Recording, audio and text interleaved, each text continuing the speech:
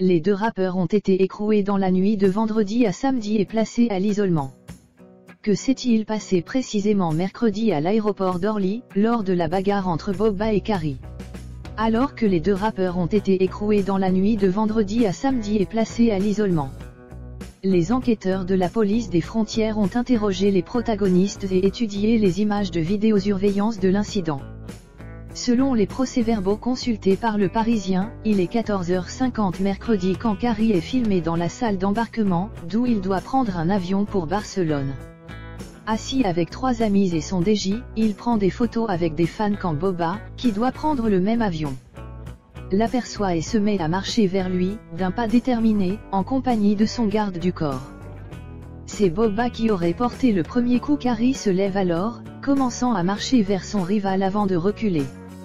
À 14h56, les enquêteurs notent que Booba et son garde du corps se ruent sur Kari, et que le rappeur de Boulogne-Billancourt porte un coup de pied de face à son rival.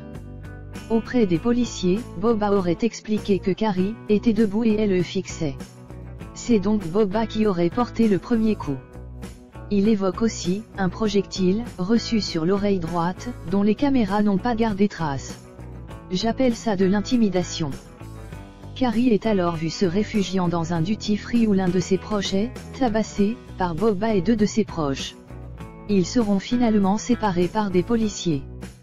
À l'issue d'une audience en comparution immédiate vendredi soir, le président du tribunal correctionnel de Créteil a justifié sa décision d'écrouer les rappeurs par l'animosité persistante entre les deux groupes et le risque de nouvelles altercations. Les 9 autres prévenus dans ce dossier ont également été placés en détention provisoire en attendant le procès, renvoyé au 6 septembre.